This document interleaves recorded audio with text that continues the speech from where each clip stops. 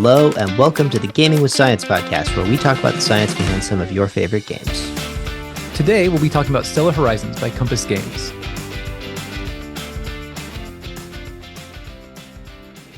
All right, welcome back to Gaming with Science. This is Jason. This is Brian. This is Christoph.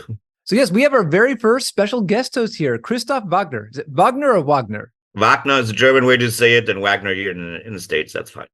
For those of you who know the game, this is a game about near-Earth space exploration. Brian and I are plant biologists. We have no expertise here. So we wanted to get someone on who actually knew what they were talking about. So Christoph, tell us about yourself. Sure.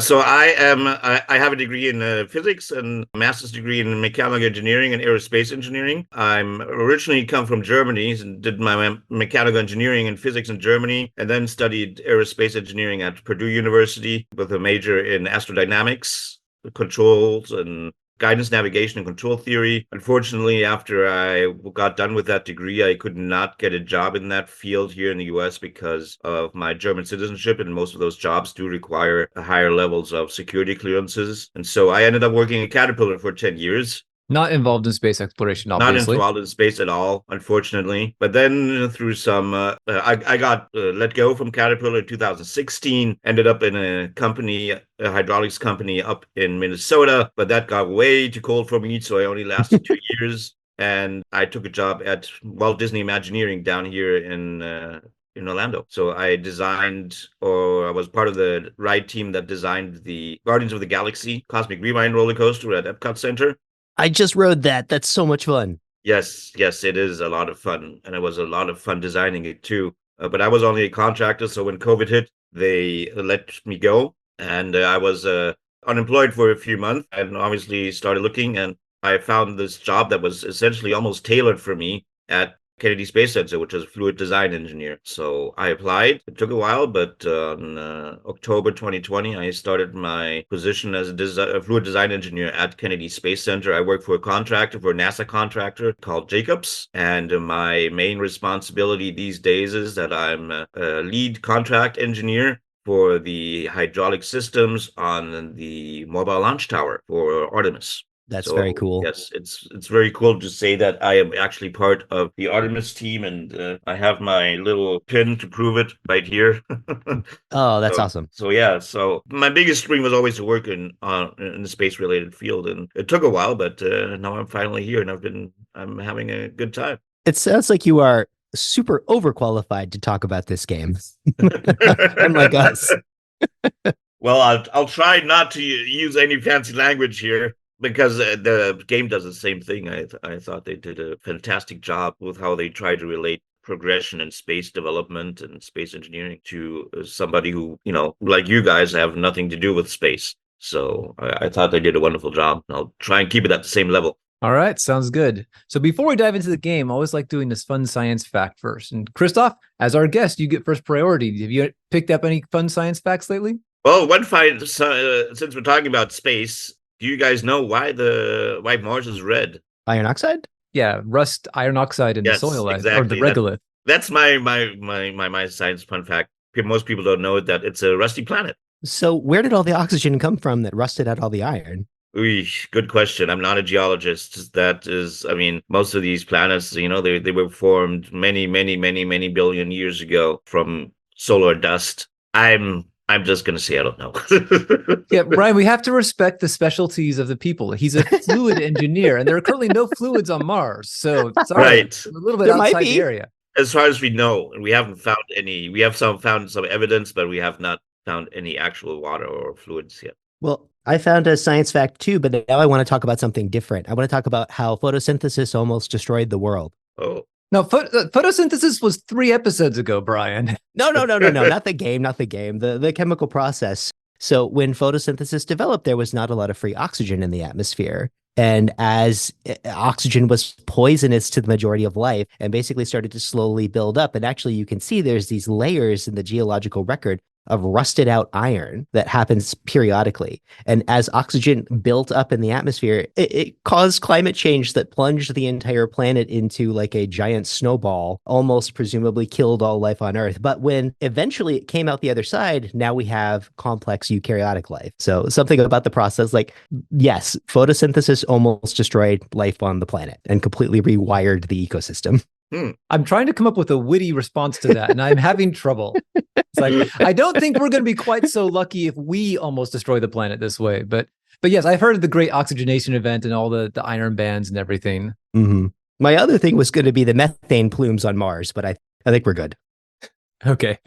All right. Well, let's go into this game. So, Stellar Horizons by Compass Games, designed by Andrew Rader, who is also overqualified to design this game. So I looked him up. He has his PhD from MIT in like human space exploration. He works for SpaceX. He's published multiple children's books about space exploration. So this guy definitely has it down. Game itself, it's for 1 to 7 players, ages 14 up, which I will say that's probably accurate. This is a very complicated game. Playtime, some of the scenarios claim to be able to be played in 30 minutes. I have my doubts. The full campaign for experienced players is supposed to last 8 or more hours. This is a game. This is not a let's break it out during party time. This is something that you devote at least half of your Saturday to, sometimes even the whole weekend, depending if you've got the full 7-player spread going.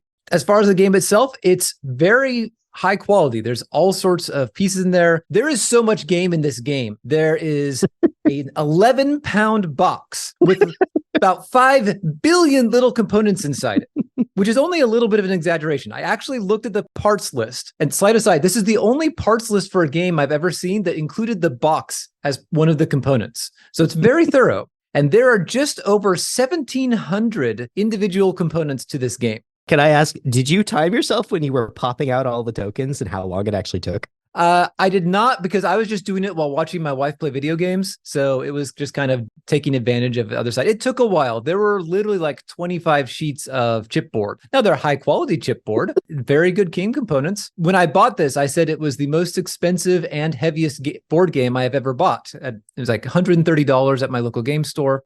Like I said, 11 pounds. Most of those bits are resources or other bookkeeping things. So like you've got your fuel, your money, your ore, you've got little faction markers to mark things up. So a lot of it is just bookkeeping stuff, which is just incidental to the game. The real core of the game is you have your planet tiles, which there's a dozen of those. So there's the 8 planets. There's also the asteroid belt, the Kuiper belt, even Alpha Centauri. There's 24 satellites / moon / dwarf planet. There's 7 different factions. Each of them has their board and about 30 individual units they have. They're all slightly different from each other. There's a big tech tree board. There's a policy board. There's player aids. There are mini rule books for each player to reference during the time. There is a lot of game in this game. There's a lot of components. There's a lot of moving parts. The impression I got while reading it is that it has the potential of being a very deep game. Like if you really sink the time in to understand this well, there's all sorts of different strategies and ways you can play it and such. There's a lot going on, but it is a lot. It is not for the faint of heart to get in. It is a very complicated game. Christoph, you said you looked over the rules. You didn't have a chance to play. What were your thoughts on that? Yeah, it is a very, very complex game. I also felt that you can make it as complex as you want to. You can simplify it if you want to. There's options there, I think. I felt the base mechanics are not that hard. But the problem is you can put layers and layers and layers on top of that can make the game extremely complicated. For people that like that, it's, like me, it was really well designed, I have to say, the way we did that. But yes, you do need... I don't even know if you can get an average teenager to play this game, because it does take some thought and patience and time to get into it. We were talking about that and trying to figure out, like, who is this game for specifically? And it seems to be, just in terms of space, you need an enormous table to lay out to play the whole campaign, and you need to leave it there all day. I think there's a tradition of people playing Risk, where they will show up in the morning and they will play all day long. This is that game.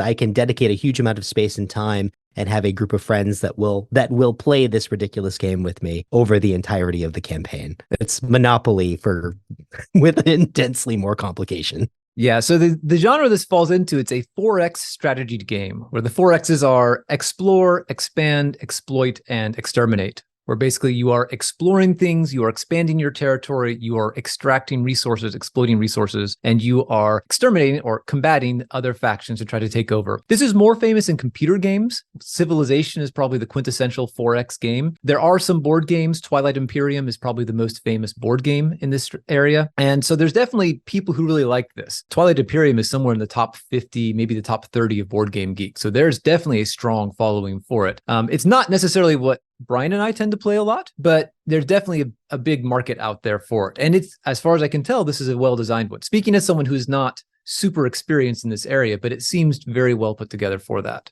As far as how playing the game works, you lay out the planets and all the satellites and everything. You lay out your faction board and your tech tree and things like that. And then there's different scenarios you can go through. So the default campaign is you basically start in 2030 and you play 150 years, which is literally 150 turns of near future space exploration, exploring worlds and launching probes and developing new technologies and eventually moving on to colonizing outer space and mining it and possibly fighting wars in it. And the end goal is that after that, in 2170, I think is when it ends, then you end and you count up all your victory points, and whoever has the most victory points wins. There's also a bunch of other scenarios out there. So Brian and I played a much shorter scenario where there's an asteroid headed to Earth, and you have 20 years to try to deflect it or shoot it to bits or whatever so that Earth does not get blown up. We played really poorly the first time, and so we just stopped halfway through because we knew the Earth was just going to get obliterated. So we started over again and did much better the second time because we realized we could not explore the asteroid to death. It was not going to work. We just took guns up there and blew it apart and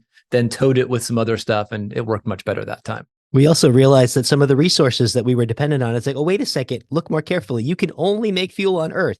If you're not able to shuttle or make it where you're going, like we didn't understand the game that first time. Like in terms of that explore part, we were not exploiting correctly. Yeah, and part of this is just there's a lot of rules to keep track of. I kept wishing I had a computer to keep track of all the little bookkeeping. The things like how much money I have, which level of the tech tree I'm at. So do my robots fail at a 27% rate or at a 24% rate? How often do my engines fail? These little things that are built in there. I mean, this is really, Brian, you like talking about the metaphor of the game. This game has no metaphor. It's like it's a simulationist game. You are playing a game about exploring space, and you do it by exploring space. Like that's it. It's like there's no metaphor here at all. Yeah, I blew the entire Russian space budget of $40 billion in 2 turns. Yes, there's that. You only get money every 10 turns. So it does mean that you're kind of strapped by the end of it. So, but it does include all the little bits of space exploration, like your engines can fail. Your robots can just blow up at some point when you try to use them. If you have a crewed vehicle, there's a 50% chance they're going to have to come back every time you use them because something went wrong. Now, what I like is that every time something like that goes wrong, you actually get tech points, representing that you're learning from your mistakes. Like, oh, our robot blew up. Well, now we know how to build better robots, so I get some tech points toward my next technology. Or, oh, we had to get our crew back because who knows what happened. It's like, well, now I get some biology points because now we know better how to keep people alive in space. It's like, I liked that. It was a nice consolation for things always blowing up. I did a little bit of solo play to try to figure out the rules, and the poor European Union could not get a satellite into space for the life of them. I rolled so many engine failures for those poor people.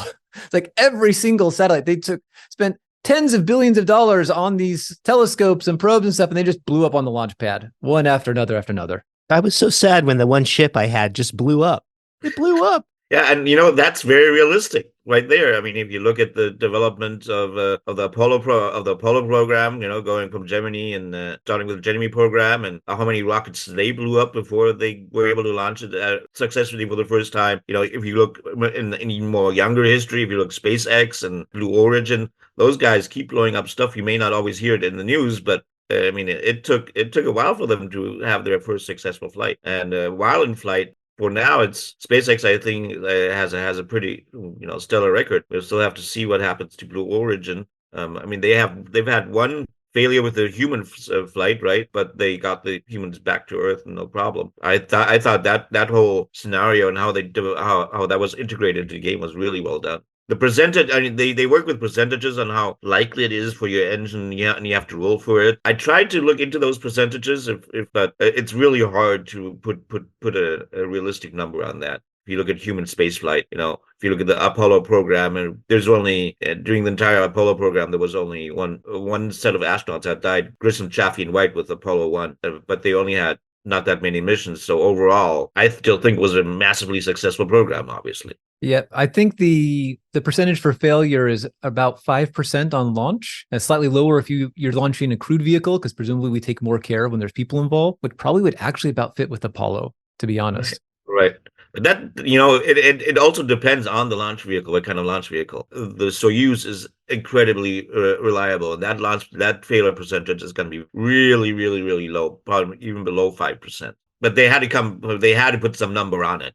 And my feeling is that they just looked at a few different programs and a few different rockets and came up with to use the big thumb and well, this looks good. Let's go down this way. Yeah, and probably balance it with, we don't want to make this so high that it becomes unfun. Right. Because that's still the most important part of the game. It has to be fun to play. Yep. So let's move on to some science stuff. So I was looking through this, and there's obviously a lot of science potentially in here. So space exploration, vehicle design, near-Earth astronomy. There is an actual deep space astronomy you can explore, but only with telescopes. It doesn't come in hugely. Most of it is within the solar system.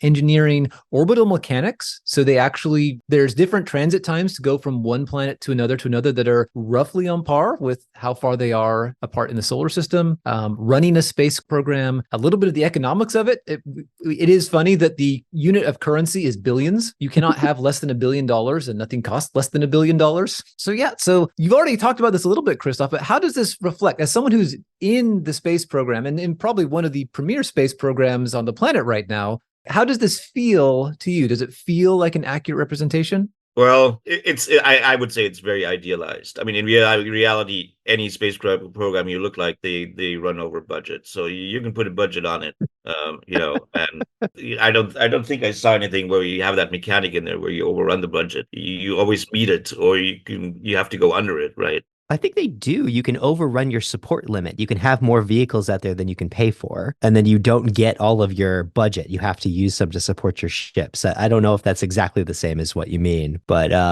yeah, you can be in debt based on the number of vehicles you have out there. Yes, but only if you're there when the decade turns. So you can have them up till year 9. Oh, and then you just right. Scrap them all, and you don't have to pay for them come year 10. Yeah, for non-reusable rockets, that may be true, but these days everything is going to reusable rockets, right? So you have a maintenance fee, maintenance cost. If you look at SpaceX, they have a whole science now devoted to looking at how to refurbish the rockets the most optimal, most quickest, and most cheapest way. And it's very, very interesting to see all that. Back in the day, they didn't even think of that stuff. Yeah, which is actually an interesting part. So the part of the game is they have this big tech tree of all the near future technologies you can develop. And some of them are way out there, like antimatter reactors and fusion drives. But some of the early ones some of them we already have. Like one of the very first ones is reusable launch vehicles, which I think only the United States starts off with.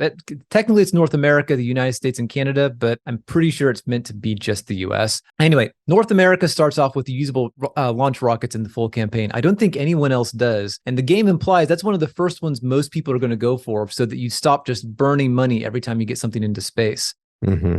One thing I'm curious about, those launch rockets have a 75% chance of recovery, but a 25% chance of failure. Is that about on par with what we see with real reusable launch rockets? I would have to dig a little deeper into this, but my first instinct is absolutely not. SpaceX has recovered all their rockets so far as what I can tell. Okay, so if they don't blow up on the launch pad, they actually get up into space, then we have a very good ability to get them back. Right. It lands right. Some of them land right on the ocean on a redesigned oil platform, and then sometimes even land back at Kennedy Space Center, so you can see them come back. Yeah, but 25% failure seems awfully high. Okay, so that may be one of the game mechanics they put in, just so you don't get free launch vehicles from then on out. Right. So probably to even up, because I mean, looking at the full campaign, you should not start the full campaign and then just play 20 or 30 years, because North America has a huge advantage to start with. The other factions are usually in there for the long game. It's like that's why most of the other scenarios, they start with a more even tech tree. But I think the campaign is meant to simulate roughly where we're going to be in about 10 years, with some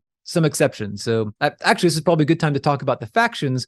And you'd probably know a lot better how the various space programs around the world are. So there's 7 factions. There's North America, which is the US and Canada. There's the European Union. There's China, Russia, Japan, Asia, which is sort of India, Pakistan, and a few other of the Middle East, Southern Asia countries. And then South America and Africa, which is essentially just the entire global South glommed together. And I was doing some research on this. I know some of these places have space programs currently, US, Russia, and China being the most advanced that I'm aware of. Europe has a bunch of satellite work, JAXA in Japan. How big are these players in the global scheme of things? Well, right now, obviously, the biggest player is NASA. There's nothing bigger than that. Right now, some people like using old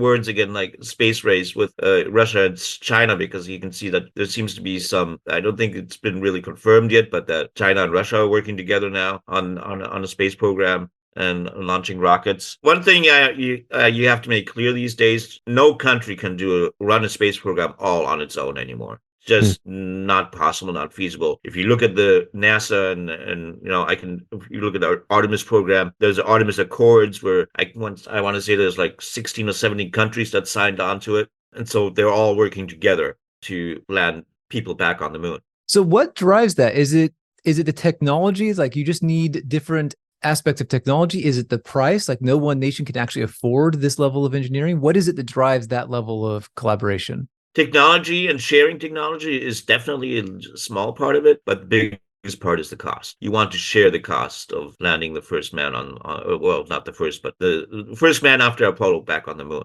The economy involved is unbelievable. No country would want to carry all that burden on its own anymore these days. And so you have these days you have obviously, as I just mentioned, China and Russia that seem to be working together. Obviously it's very hard to tell right now, but then on the Western civilization side you have China, JAXA, NASA, ESA that are working together. India is coming up really fast. They just landed their first probe on the moon not too long ago. That was also a story where they had 4 or 5 failures and finally it worked out. So that's I think the next biggest player on the field. South America, you don't really hear too much about them, and I'm not sure I'm sure we obviously have Latin American engineers that work at NASA. While I was thinking about this game, I realized something is somehow the people that originally were all involved in astronomy, the Egyptians, the Mexico, the Aztec culture.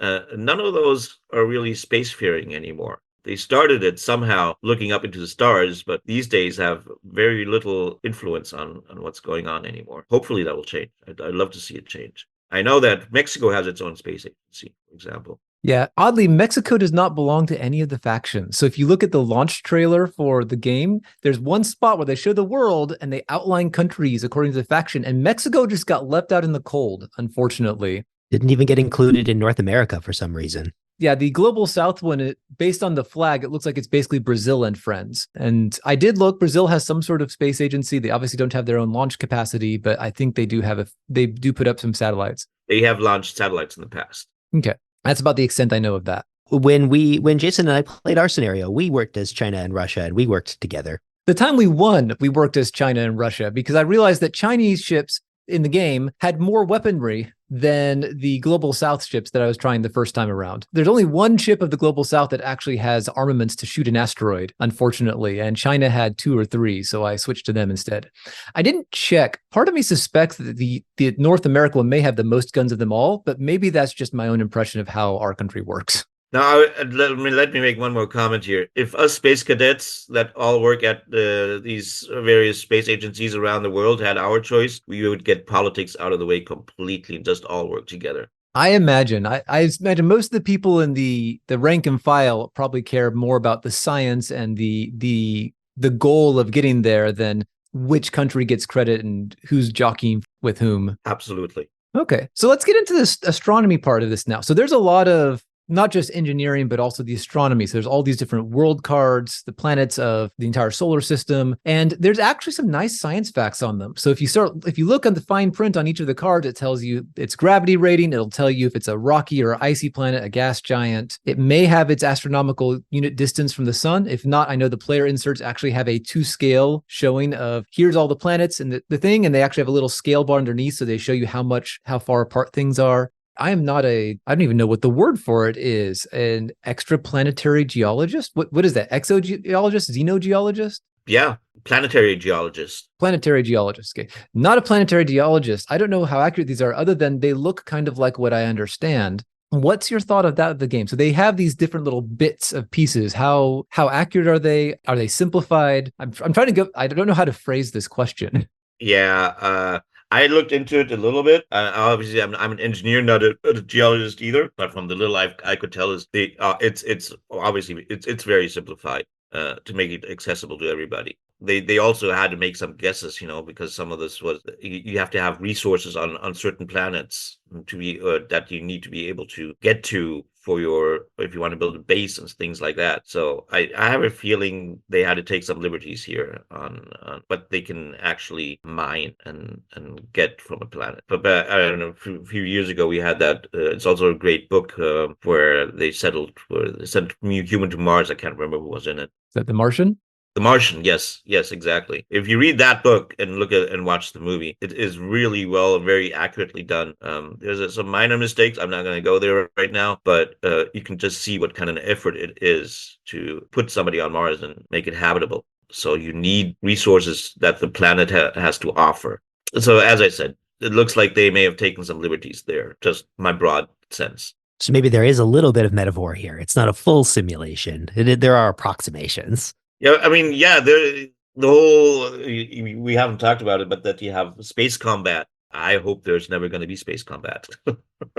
Yep, but they put it in. There is an alternate rule where you can actually take that out of the game, where you remove the combat. You live in the Utopia rule set, I think it was. But I do like with space combat, the very first step of combat is you have to search for who you're trying to shoot. Like, space is big and you may not find them. So you actually have to roll to see if you can even find who you're trying to engage with. And then if you do, then you get to do this whole system of tactics points. And do I shoot from a distance, or do we get close enough to actually shoot directly? Bases are easier to find. I was a little worried when I saw, if you do this thing, this is orbital bombardment. It's like, I really don't want that to be a real thing, but I can understand why they put it in the game. Yeah, space combat is fun, right? But only in fantasy. Yeah, I do wonder about it, though, because there's some pretty harsh limits in terms of how many ships you can support at once. Most factions start by being able to support 3 at most, usually only 2 crewed vehicles. And even if you invest all your politics points into it, you only get like 2 or 3 more than that.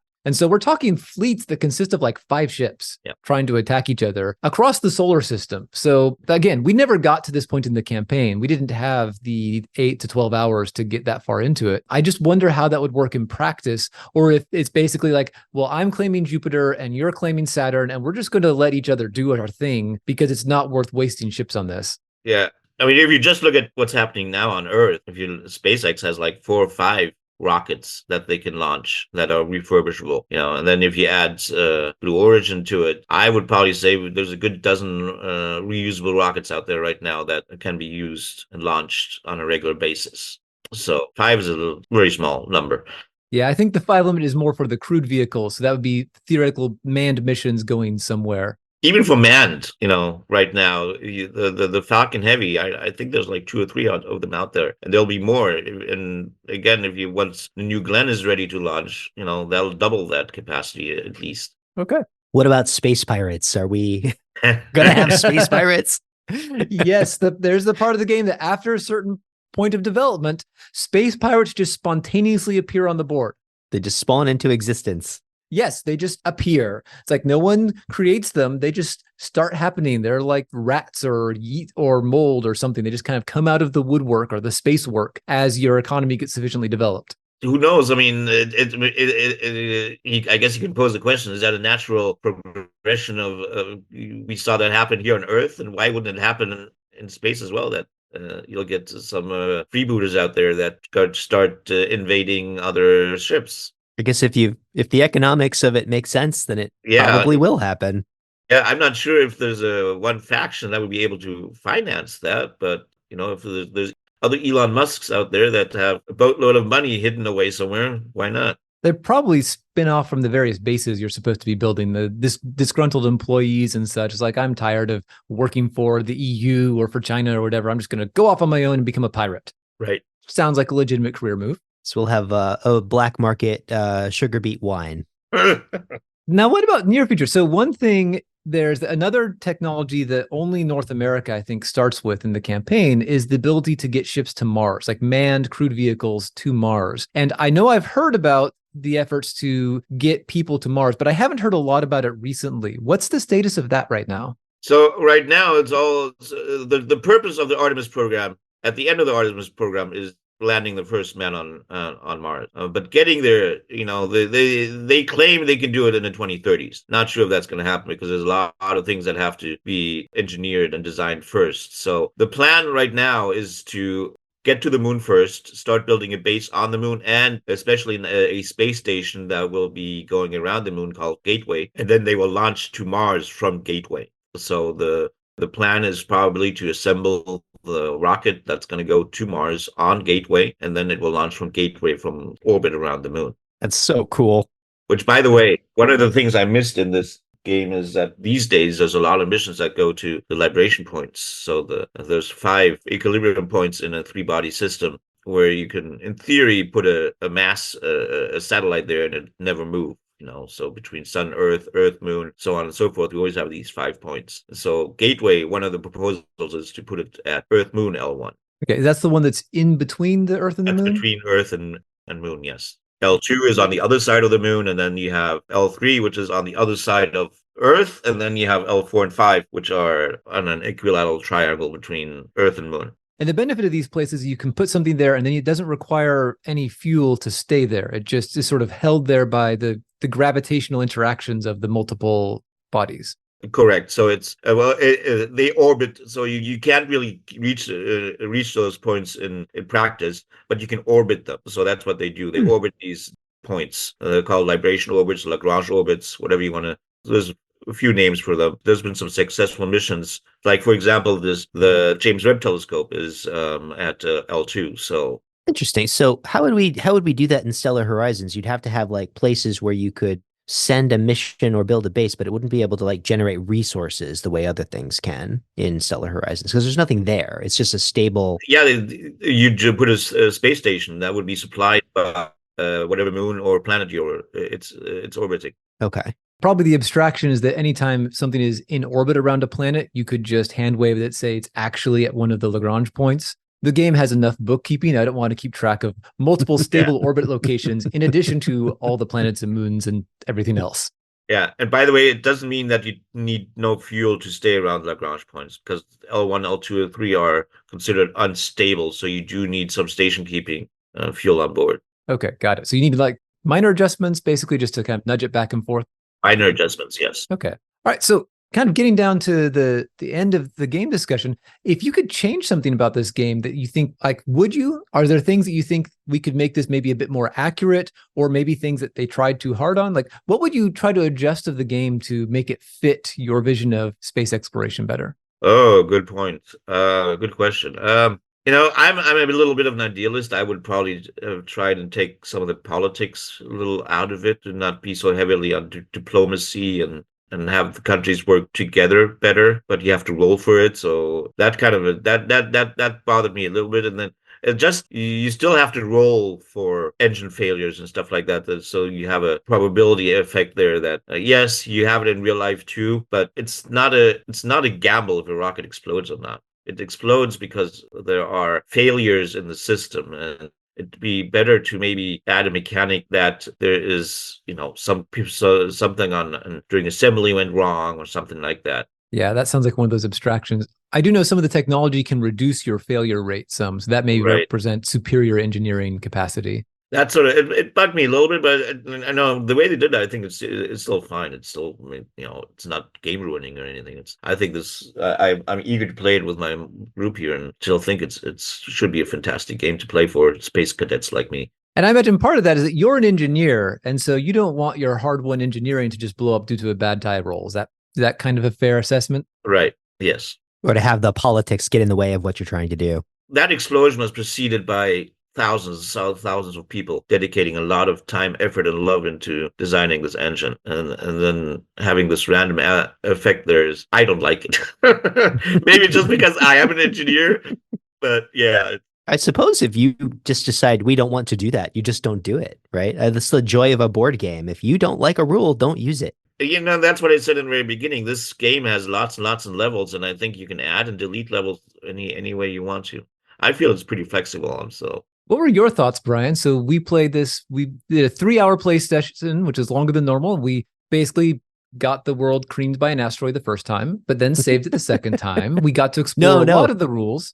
We went back in time. That never happened. Gosh, what do I think? I think that I've never played a game where you're rolling the percentile die so many times and so often does it not matter. So I do agree that those very low percentage events do take a lot of effort to maintain. This seems like the kind of game where if you're willing to dedicate the time and really learn it, it probably would be a lot of fun. But that 8-hour playtime, that's hard. That's a hard commit. I used to play tabletop war games. This is one of those.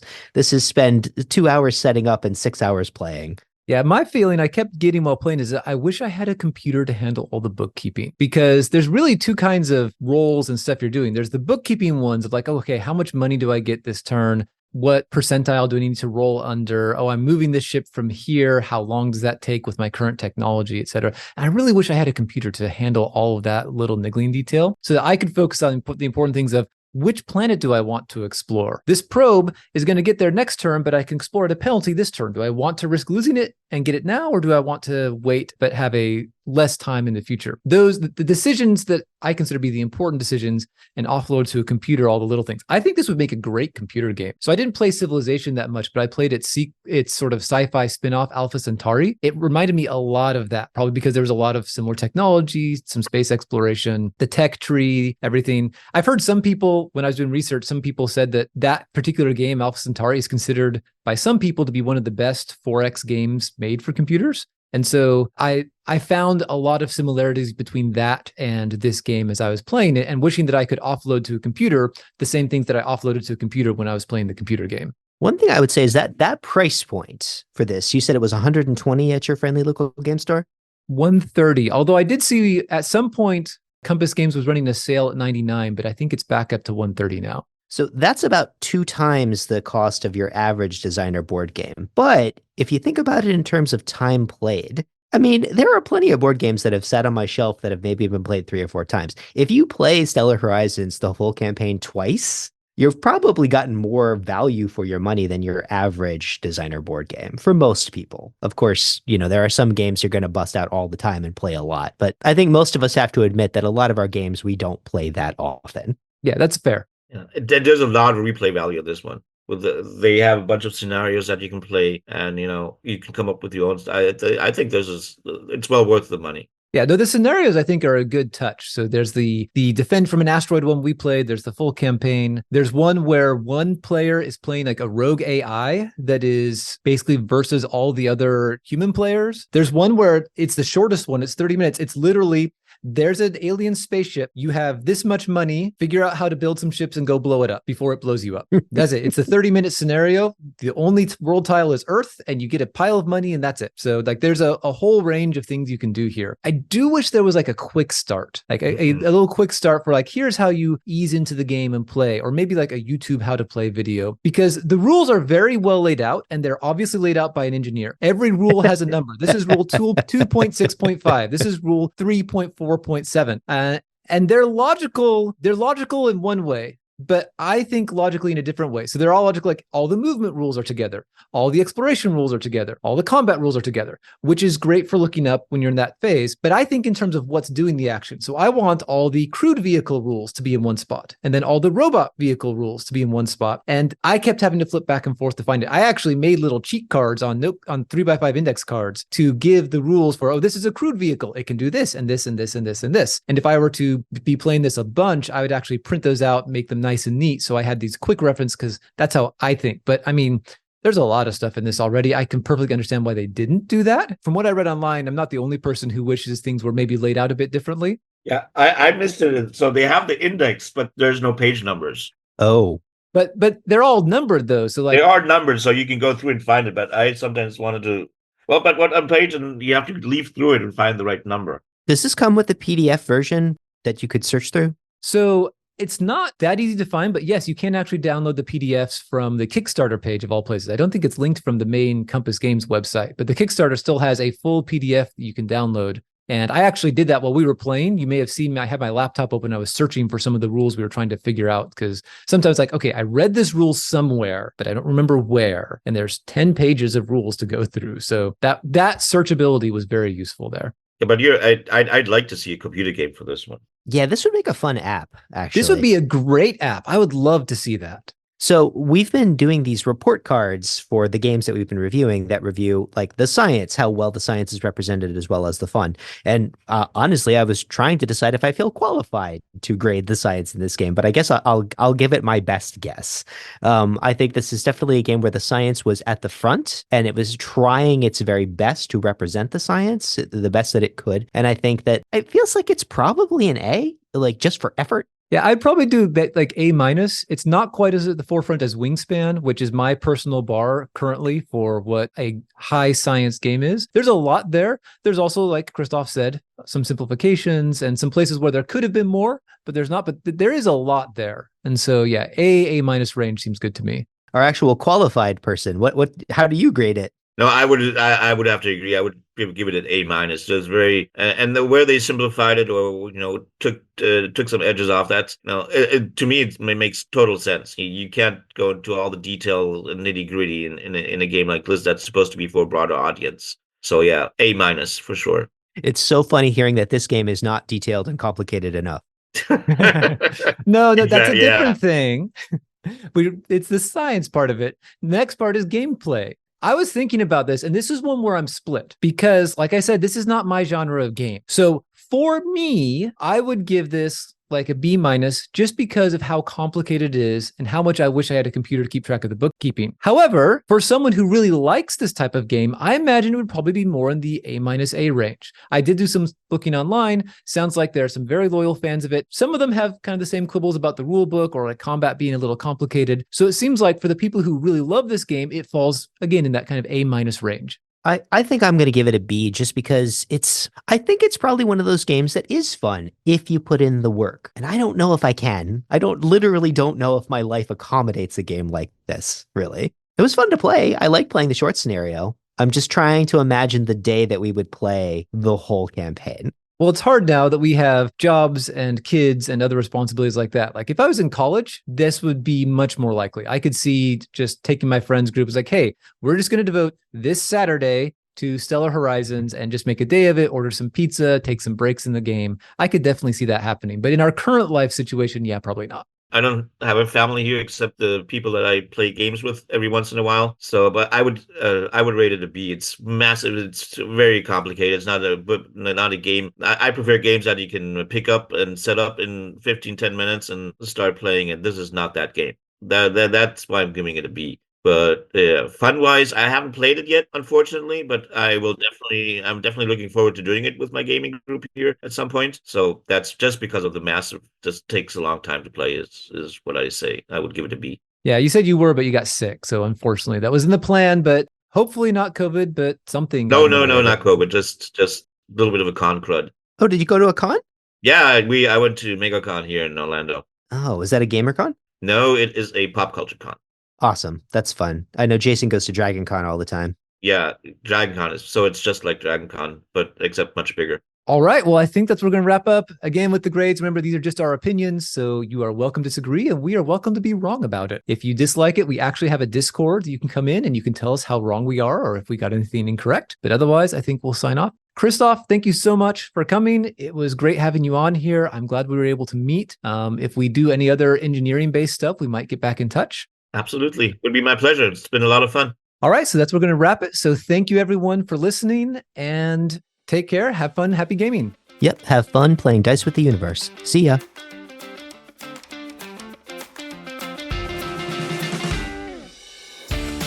This has been the Gaming with Science podcast, copyright 2024.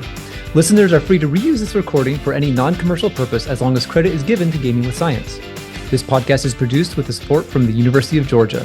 All opinions are those of the hosts and do not imply endorsement by the sponsors. If you wish to purchase any of the games we talked about, we encourage you to do so through your friendly local game store. Thank you, and have fun playing dice with the universe.